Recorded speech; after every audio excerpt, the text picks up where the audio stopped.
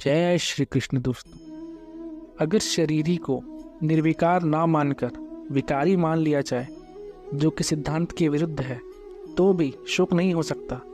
यह बात भगवान आगे के 2 श्लोकों में कहते हैं। अथ चैनम नित्य जातम नित्यम वा मन्यसे मृतम तथापि त्वं महाबाहो नैवं शोचितुमर्हसि। अर्थात, हे महाबाहो, अगर तुम इस देही को नित्य पैदा होने वाला अथवा नित्य मरने वाला भी मान लो, तो भी तुम्हें इस प्रकार शोक नहीं करना चाहिए। जातस्य हि ध्रुवो मृत्यु ध्रुवं जन्म मृतस्य च तस्माद् परिहार्येऽर्थे न त्वं शोचितुमर्हसि। अर्थात, कारण कि पैदा हुए की जरूर मृत्यु होगी और मरे हुए का जरूर जन्म होगा। अतः इस जन्म मरण रूप परिवर्तन के प्रवाह का निवारण नहीं हो सकता। अतः इस विषय में तुम्हें शोक नहीं करना चाहिए। इन 2 श्लोकों के माध्यम से भगवान कहते हैं कि यद्यपि सिद्धांत की असच्ची बात यही है कि देही किसी काल में जन्मने मरने वाला नहीं है, तथापि अगर तुम सिद्धांत से बिल्कुल विरुद्ध बात भी मान लो कि देही नित्य जन्मने और नित्य मरने वाला है, तो भी तुम्हें शोक नहीं होना चाहिए। कारण कि जो जन्मेगा वह मरेगा ही, और जो मरेगा वह जन्मेगा ही। इस नियम को कोई टाल नहीं सकता। अगर बीज को पृथ्वी में बो दिया जाए तो वह फूलकर अंकुर दे देता है, और वही अंकुर क्रमश बढ़कर वृक्ष रूप हो जाता है। इसमें सूक्ष्म दृष्टि से देखा जाए कि क्या वह बीज का एक क्षण भी एक रूप से रहा। पृथ्वी में वह पहले एक अपने कठोर रूप को छोड़कर कोमल रूप में हो गया, फिर कोमल रूप को छोड़कर अंकुरित रूप में हो गया, इसके बाद अंकुर रूप को छोड़कर वृक्ष रूप में हो गया, और अंत में आयु समाप्त होने पर वह सूख गया।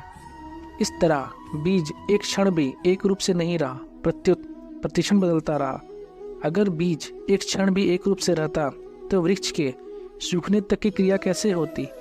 उसने पहले रूप को छोड़ा या उसका मरना हुआ, और उसने दूसरा रूप धारण किया या उसका जन्मना हुआ। इस तरह वह प्रतिक्षण ही मरता और जन्मता रहा। बीज की ही तरह यह शरीर है। बहुत सूक्ष्म रूप से वीर्य का जंतु रज के साथ मिला, वह बढ़ते बढ़ते बच्चे के रूप में हो गया और फिर जन्म गया। जन्मने के बाद वह बढ़ा, फिर घटा और अंत में मर गया। इस तरह शरीर एक क्षण भी एक रूप से नहीं रहकर बदलता रहा, अर्थात प्रतिक्षण जन्मता मरता रहा। भगवान कहते हैं कि अगर तुम शरीर की तरह शरीर को भी नित्य जन्मने मरने वाला मान लो, तो भी यह शोक का विषय नहीं हो सकता। कारण कि जिसका जन्म हो गया है वह जरूर मरेगा, और जो मर गया है वह जरूर जन्मेगा। इसीलिए कोई भी इस जन्म मृत्यु प्रवाह का निवारण नहीं कर सकता, क्योंकि इसमें किसी का किंचित मात्र भी वश नहीं चलता। यह जन्म मृत्यु प्रवाह तो अनादिकाल से चला आ रहा है और अनंत काल तक चलता रहेगा। इस दृष्टि से तुम्हारे लिए शोक करना उचित नहीं है। ये धृतराष्ट्र के पुत्र जन्मे हैं तो जरूर मरेंगे। तुम्हारे पास ऐसा कोई उपाय नहीं है जिससे तुम उनको बचा सको। जो मर जाएंगे वे फिर जन्मेंगे, उनको भी तुम रोक नहीं सकते। फिर शोक किस बात का? शोक उसी का कीजिए जो अनहोनी होए। अनहोनी होती नहीं, होनी है सो होए। जैसे इस बात को सब जानते हैं कि सूर्य का उदय हुआ है तो उसका अस्त होगा ही, और अस्त होगा तो उसका उदय होगा ही। इसीलिए मनुष्य सूर्य का अस्त होने पर शोक चिंता नहीं करते। ऐसे ही हे अर्जुन, अगर तुम ऐसा मानते हो कि शरीर के साथ ये भीष्म, द्रोण आदि सभी मर जाएंगे, तो फिर शरीर के साथ जन्म भी जाएंगे। अतः इस दृष्टि से भी शोक नहीं हो सकता। भगवान ने इन 2 श्लोकों में जो बात कही है वह भगवान का कोई वास्तविक सिद्धांत नहीं है।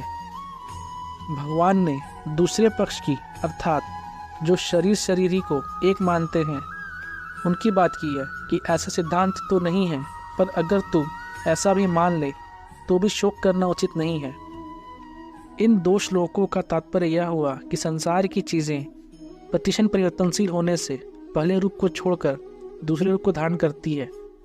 इसमें पहले रूप को छोड़ना यह मरना हो गया और दूसरे रूप को धारण करना यह जन्मना हो गया।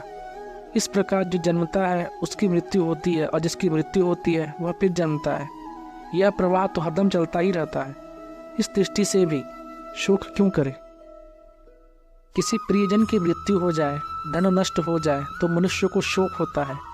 ऐसे ही भविष्य को लेकर चिंता होती है कि अगर स्त्री मर गई तो क्या होगा, पुत्र मर गया तो क्या होगा आदि। ये शोक चिंता अपने विवेक को महत्व ना देने के कारण ही होते हैं। संसार में परिवर्तन होता है, परिस्थिति बदलती रहती है, यह आवश्यक है। अगर परिस्थिति ना बदलेगी तो संसार कैसे चलेगा? मनुष्य बालक से जवान कैसे बनेगा? मूर्ख से विद्वान कैसे बनेगा? रोगी से निरोग कैसे बनेगा? बीज का वृक्ष कैसे बनेगा? परिवर्तन के बिना संसार स्थिर चित्र की तरह बन जाएगा। वास्तव में मरने वाला अर्थात परिवर्तनशील ही मरता है, रहने वाला कभी नहीं मरता। यह सबका प्रत्यक्ष अनुभव है कि मृत्यु होने पर शरीर तो हमारे सामने पड़ा रहता है, पर शरीर का मालिक अर्थात जीवात्मा निकल जाती है। अगर इस अनुभव को महत्व दें तो फिर चिंता शोक हो ही नहीं सकता। हमें विचार करना चाहिए कि जब 84 लाख योनियों में कोई भी शरीर नहीं रहा तो फिर यह शरीर कैसे रहेगा? जब 84 लाख शरीर मैं मेरे लिए नहीं रहे तो फिर यह शरीर मैं मेरा कैसे रहेगा? यह विवेक मनुष्य शरीर में हो सकता है, अन्य शरीरों में नहीं। जय श्री कृष्ण।